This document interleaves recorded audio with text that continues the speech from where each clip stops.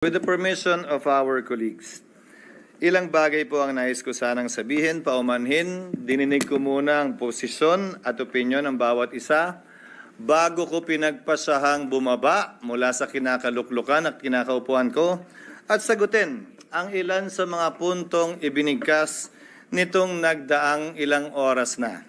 Una, nasabi na maikli lamang naman na panahon ang kailangan gugulin para dito. Bakit hindi pa ginawa noon? Hindi ba't obvious na nakita po natin itong nagdaang magtatatlong oras? Na oras na pinag-usapan natin ang impeachment, mahaba ang diskusyon. Hindi ito simpleng 30 minuto lang sa pag-issue ng summons dahil kailangan pahintulutan at payagan ang mahaba at malayang debate. At bago po ako lumayo, nais kong pasalamatan ang aking mga kasamahan dito sa Senado para sa isang maayos, civil at naaayon sa rules natin na diskusyon at debate. Ayon na rin sa sinumpaan nating tungkulin na pagpasahan ng lahat ng bagay nang naaayon sa ating paniniwalang tama at nararapat nating gawin. Hayaan mong simulan ko po ang ilang mga binanggit. Mr. President, Your Honor, I wrote the members of the Senate on February 24, 2025, outlining the basic reasons why we cannot, as of yet, schedule the impeachment complaint. Much has been said about the term forthwith, which I wrote to each and every member of the Senate. Mr. President, Your Honor, we are governed not only by the Constitution but also our rules. We are governed as well by precedents. We are governed as well by decisions of the Supreme Court pertaining to this matter. Allow me to, for the record, cite a few regarding this matter, lest they may think that it is only a one-sided opinion with respect to their definition of forthwith na agad-agad. Kada senador marahil may kanya-kanyang opinion kaugnay nito. Hindi ko pwedeng hayaan na sa record natin ay hindi maisabi ang ibang opinion kaugnay nito. Una, nakasaad po sa saligang batas kaugnay sa papel na dapat gampanan ng Kamara na dapat tugunan nila ang pagsampa ng impeachment complaint sa loob ng mga takdang panahon. Kung ilang session days para ilagay sa calendar, ilang session days para ilagay sa Committee on Justice, ilang session days para pagpasahan, ilang session days para pagdesisyonan ng plenaryo ng Kamara.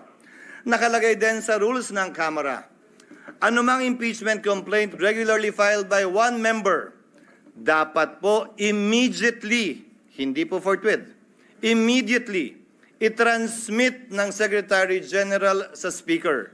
Nakalagay din sa sariling rules ng Kamara, ang Speaker dapat sa loob ng 10 araw i-refer sa Committee on Justice. Bakit mahalaga yon?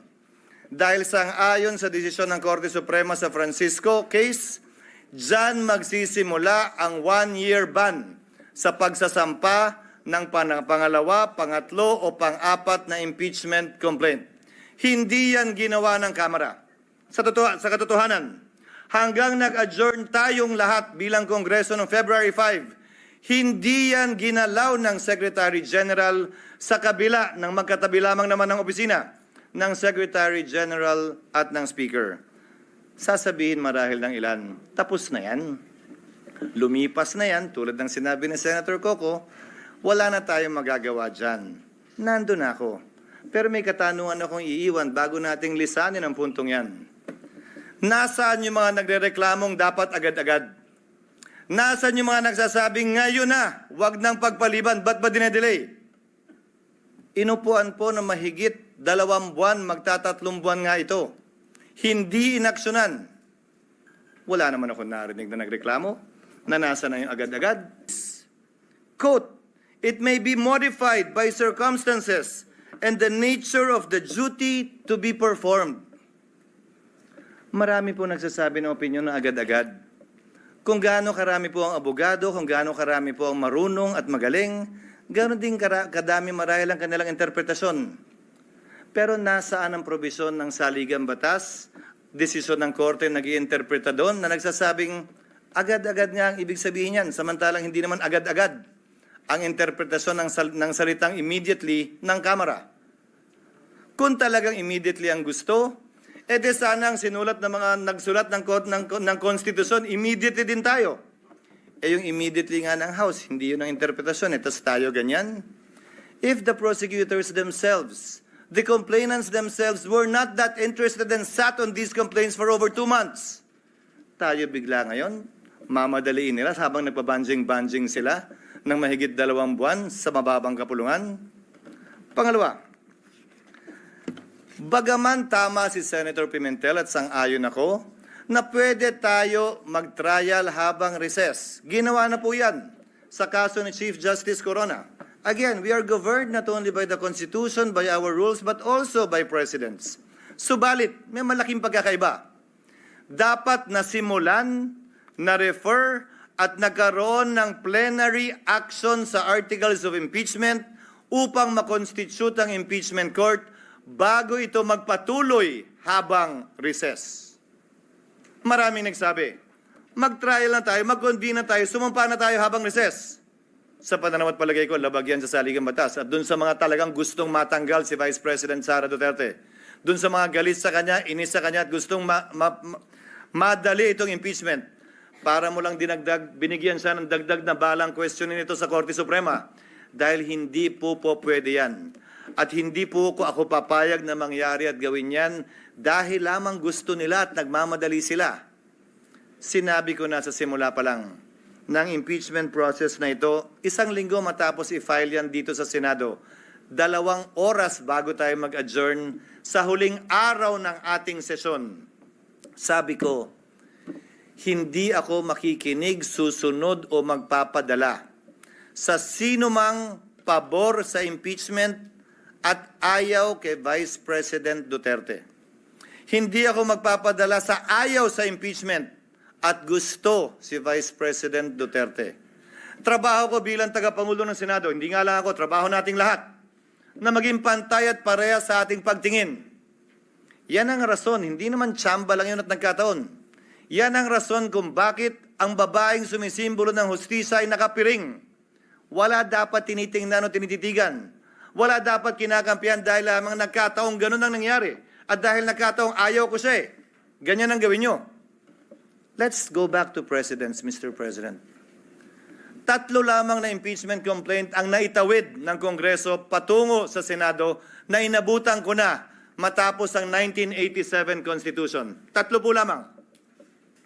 Ang impeachment complaint laban kay dating Pangulong Estrada, ang impeachment complaint laban kay Chief Justice Corona, at ang impeachment complaint laban kay Ombudsman Gutierrez. Hayaan niyo pong isa-isahin ko. Isinampa ang impeachment complaint laban kay Pangulong Estrada magno-Nobyembre. Nung nag-recess ang Senado, tumigil ang trial. Nag-resume sila pagkatapos ng recess. May nagreklamo ba? May nagsabing, uy, forthwith Yan ang president ng Senado. Nung nag-trial at hindi binuksan ang second envelope, yun yung maaalala, nag-walk out ang prosecutors, hindi na bumalik. Anong ginawa ng Senado?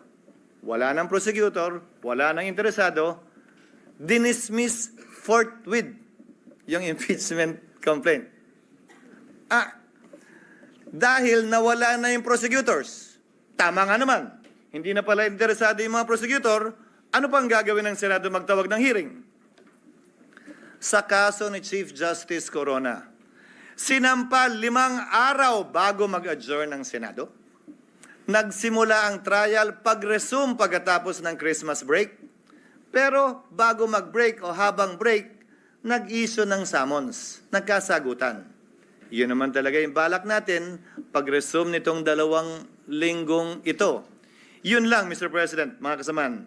Ang kaisa-isang impeachment complaint na nasimulan at natapos ng Senado. Yung pangatlong impeachment complaint ni Ombudsman Mercy Gutierrez. Final yan 3 araw bago mag-adjourn ang Senado sa kanyang regular recess, walang eleksyon nun. Nung nag-resume, dun lamang sinet ang trial.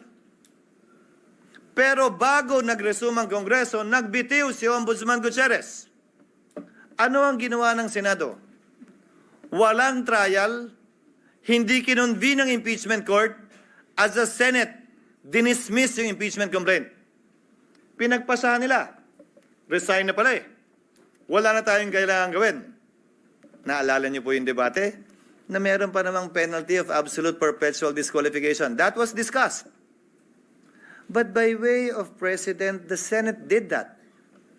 So if you look at the past presidents of the Senate, nagawa po nila yon, pinagbotohan po nila yon.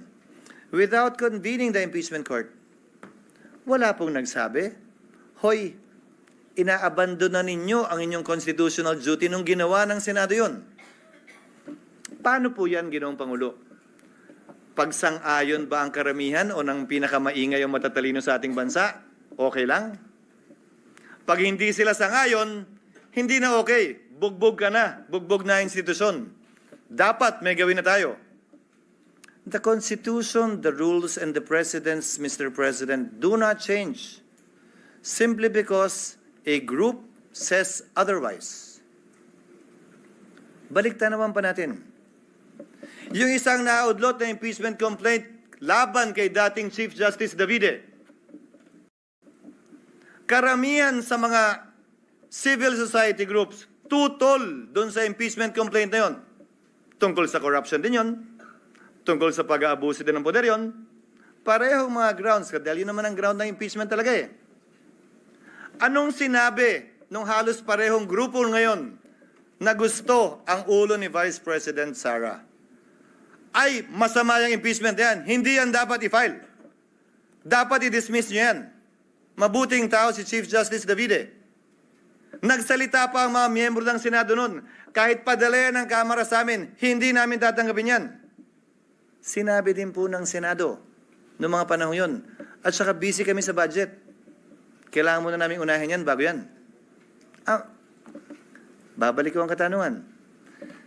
Nagbabago ba? Depende kung sinong may gusto.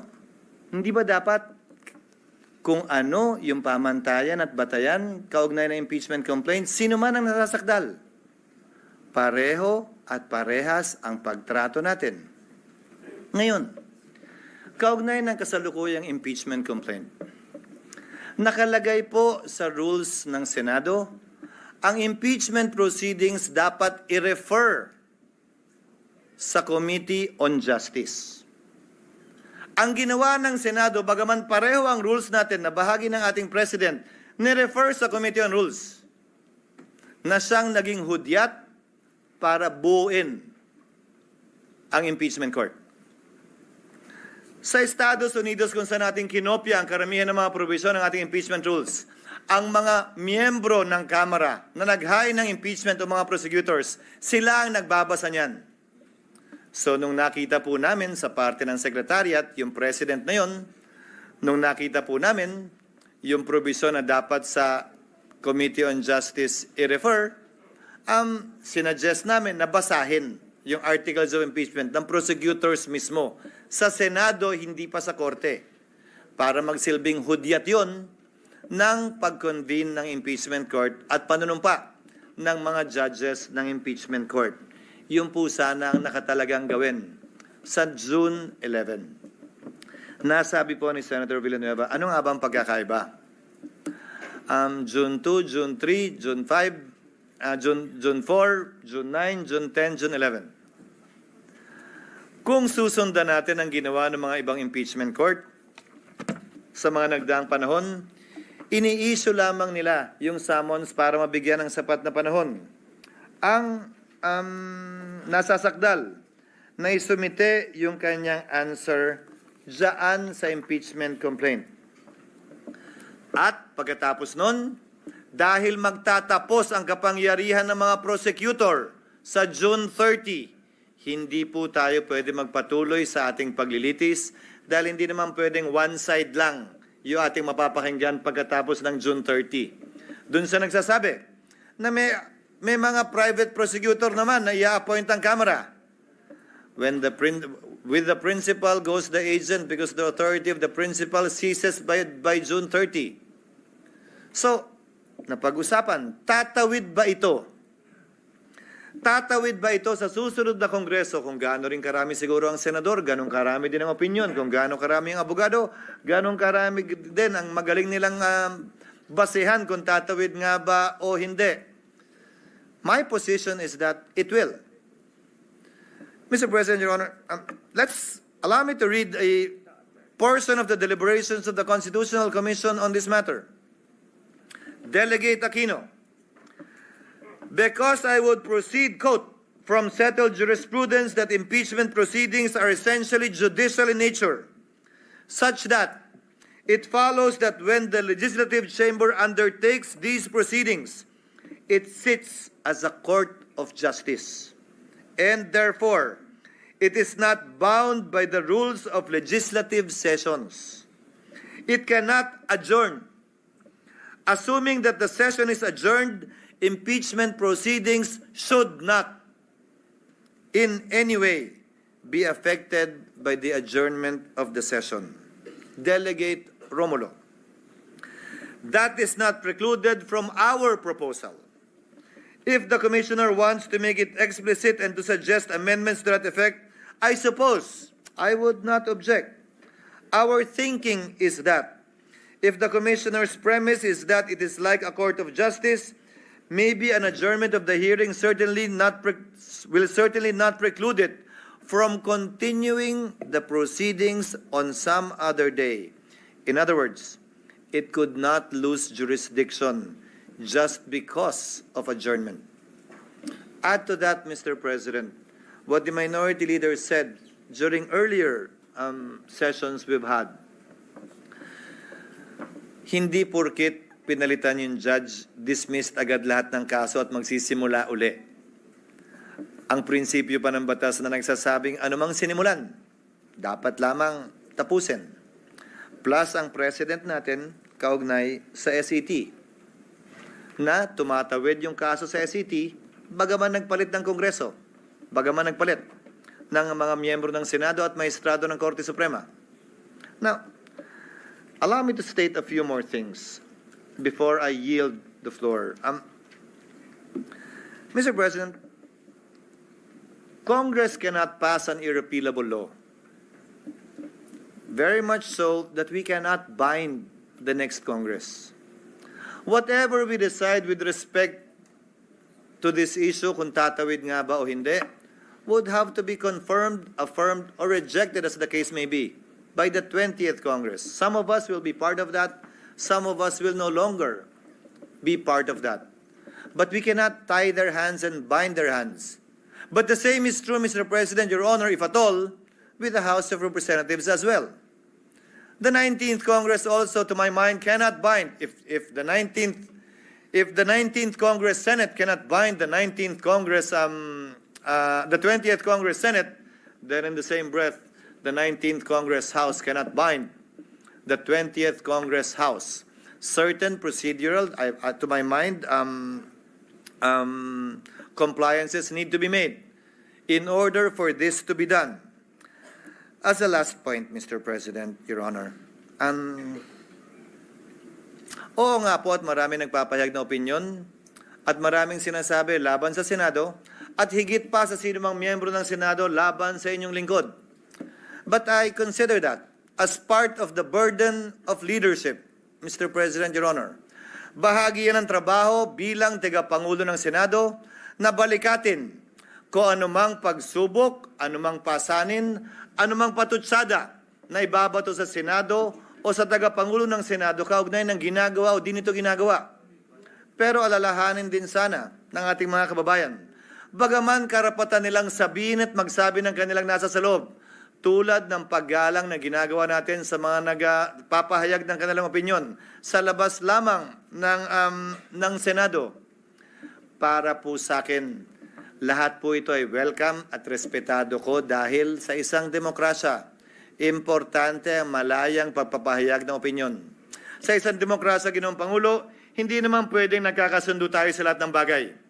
Sa isang demokrasya, tama lang, okay lang at dapat lang na magkakaiba tayo ng pananaw basta't hindi tayo nagsasakitan, basta't hindi tayo nag-aaway o dumarating sa punto na magkakasakitan. Malaya tayo makakapagdebate pero sa dulo, tulad lamang ng nakarang eleksyon, pagbobotohan po natin ito at ito'y masesettle sa pamamagitan ng botohan. Sino man ang manalo sa botohan, hindi nangangahulugang tama.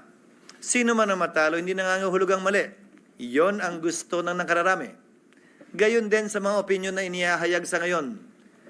Hindi porkit yan ang tingin ninyo, tama na kayo. Hindi porkit na hindi sang-ayon ang ibang tao sa inyo, mali na sila. Hindi po ganun yun. That I am not, or anyone here in the Senate is not on your side, does not mean that they are wrong and you are right. Only history will be the judge of that. Kaugnay naman ng mga legal na opinyon. Dapat ganito, dapat ganyan, ito ang forthwith, dapat ngayon na, dapat bukas, pwede sa Miyerkules. Ang pwede lamang po naman magpasya ng legalidad niyan ay ang Korte Suprema.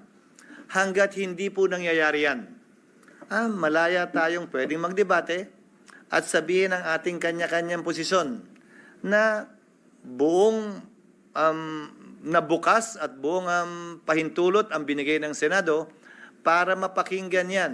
Hindi lamang sa iba't ibang social media platforms, pati dito sa plenaryo ng Senado. Again, Mr. President, before I conclude, I thank our colleagues for enunciating their opinion, their positions on this matter, and for the healthy debate that we saw and heard regarding this matter. As stated by Senator Tulfo earlier, at some point in time, we will have to put this to a vote. And as I believe, we will put this to a vote in the next few minutes. Hiling at dalangin ko, ano man ang maging resulta na ninanais ng mas nakararami, galangin ng kada at bawat miyembro ng Senado. Dahil sa dulo, tagapangulo man ako ng Senado, batikang senador ka man o baguhan, tigi-tigisa lang po tayo ng boto. Pantay-pantay po tayo pagdating sa kapasyang ito.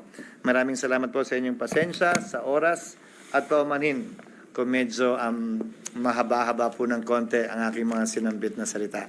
Salamat po at salamat sa pasensya at sa oras na binigay ng ating Minority Floor